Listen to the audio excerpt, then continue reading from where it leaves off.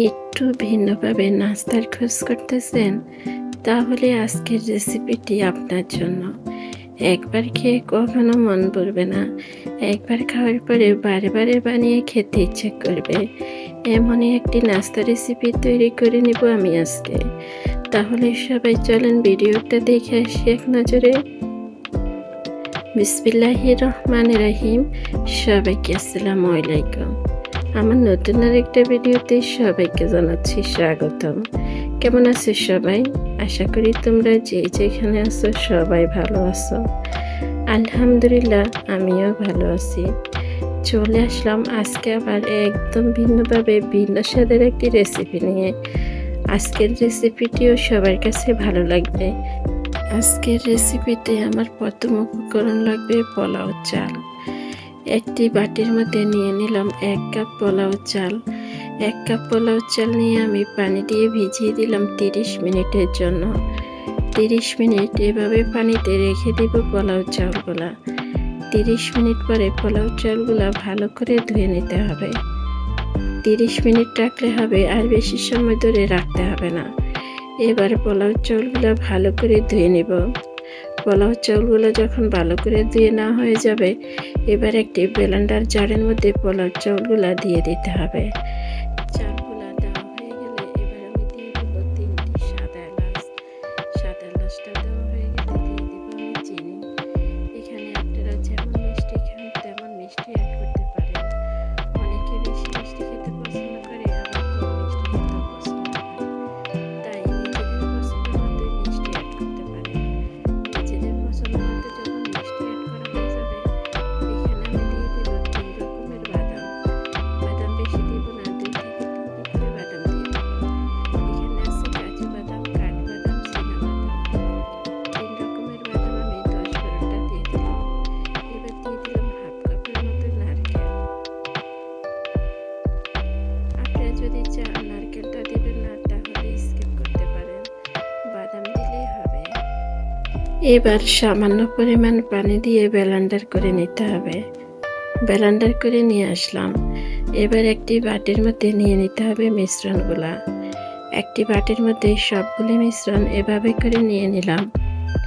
নিয়ে নেওয়া হয়ে গেলে এবার এখানে আমি অ্যাড করব 1 চামচ গুঁড়া দুধ। এই গুঁড়া দুধটা দিলে খাবারের টেস্টটা অনেকটাই ভালো আসবে, তাই এই গুঁড়া দুধটা দিতে চেষ্টা করবেন। গুঁড়া দুধ দেওয়া হয়ে গেল। এবার দিয়ে দিব সামান্য পরিমাণ বেকিং পাউডার, দিয়ে দিব স্বাদ মতো লবণ। এবার বেকিং পাউডার, লবণ আর এই গুঁড়া দুধ দিয়ে দিলাম। 1 চামচ রান্নার রেগুলার তেল। 1 চামচ তেল দেওয়া হয়ে গেলে এবার এই মিশ্রণগুলো ভালো করে মিশিয়ে নিতে হবে। আমরা যেরকম কেকের ব্যাটার তৈরি করি, ঠিক ওইরকমভাবে এই ব্যাটারটারে বেশ কিছুটা সময় চামচ দিয়ে এভাবে করে মিশিয়ে নিতে হবে। 5 থেকে 10 মিনিট পর্যন্ত ঠিক এরকম করে এই ব্যাটারটারে মিশিয়ে নেব। এই পিঠাগুলা একদম ভিন্ন রকম স্বাদ আসে। একবার বানিয়ে খাওয়ার পরে বারে বারে বানিয়ে খেতে ইচ্ছে করবে। এই পিঠাগুলা একবার বানিয়ে যদি আপনি খান, তাহলে বারে বারে বানিয়ে খেতে ইচ্ছে করবে। একদম ভিন্নভাবে ভিন্ন স্বাদ আসে এই পিঠাগুলা। সন্ধ্যায় চায়ের টেবিলে বেশ জমে উঠবে চায়ের আড্ডা যদি এইরকম একটি পিঠা থাকে চায়ের টেবিলে। সবাই কিন্তু অনেক পছন্দ করবে এই পিঠাগুলা। কথা বলতে বলতে মিশ্রণগুলো আমি কিন্তু ভালো করে মিশিয়ে নিলাম। কিভাবে ব্যাটারটা তৈরি করলাম দেখে বুঝে নিলেন না পাতলা হয়েছে না ঘন হয়েছে। ঠিক এরকমভাবে ব্যাটারটা তৈরি করে নিতে হবে। একদম রেডি আমার এই ব্যাটারটা। আমি বেশ কিছুটা সময় এভাবে করে মিশিয়ে নিলাম। এবার এই ব্যাটারটারে এক পাশে রেখে দিব। এবার নিয়ে নিলাম এরকম একটি স্টিলের প্লেট। স্টিলের প্লেটের মধ্যে দিয়ে দিব তেল। এবার পুরাটা প্লেটের উপরে ছড়িয়ে দিতে হবে তেলটা। ঠিক এভাবে করে তেলটা ছড়িয়ে দিলাম। আবারও এই মিশ্রণটারে আমি বেশ কিছুটা সময় এভাবে করে মিশিয়ে নিব। মিশানো যখন হয়ে যাবে, এবার আমি স্টিলের প্লেটের মধ্যে দিয়ে দিব এই মিশ্রণগুলা। এই পর্যায়ে এসে আপনারা মিষ্টিটা দেখে নিতে পারেন, কারণ মিষ্টি খাবারে যদি মিষ্টি না হয় তাহলে আবার খেতে কিন্তু একদম ভালো লাগবে না। আর আপনারা যদি মিষ্টি ছাড়া খেতে চান তাহলে মিষ্টিটা স্কিপ করতে পারেন। মিষ্টিটা স্কিপ করলে খেতে কেমন লাগবে জানি না, তবে মিষ্টি দিয়ে এই খাবারটা অনেকটাই ভালো লাগে। এবার এই মিশ্রণগুলো আমি প্লেটের মধ্যে দিয়ে দিলাম। দিয়ে দেওয়া হয়ে গেলে এখানে আমি 2টি খেজুর এরকম ছোট ছোট করে কেটে নিলাম। এবার খেজুরগুলা উপরে এভাবে করে ছড়িয়ে দিলাম। খেজুরগুলা দেওয়া হয়ে গেলে দিয়ে দিব কিছুটা নারকেল। ঠিক এভাবে করে কিছুটা নারকেল দিয়ে দিলাম। এবার একটি চামচ দিয়ে এভাবে করে মিশিয়ে নিলাম। মিশানো যখন হয়ে যাবে, এবার আমি এগুলি কি করব, এবার আমি চুলার মধ্যে একটি পাতিল বসিয়ে দিলাম। পাতিলের মধ্যে পানি দিয়ে পানিটা ফুটিয়ে নিলাম। এই যে পানিটা ফুটে গেছে।